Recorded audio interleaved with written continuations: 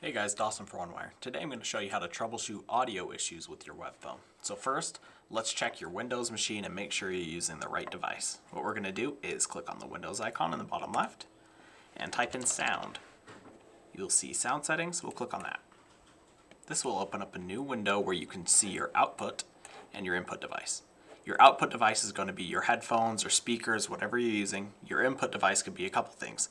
For me, it is my webcam. You can test it here. You should see this moving when you're talking.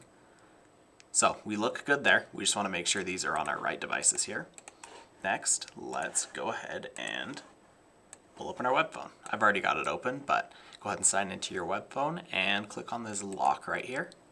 We want to make sure our microphone and notifications are both set to allow. And then, last thing we want to check is our site settings. If we click on the three dots at the top right of your Google Chrome browser, and then settings, you can type site settings here. That should be right here, site settings. Now, all you need to do is scroll down to microphone and click that. Make sure it's set to the same microphone your other one was. And then make sure it is allowed on pbx.onewire.co. For more tips and tutorials, please subscribe to our YouTube channel or check us on the web at onewirefiber.com. Thanks.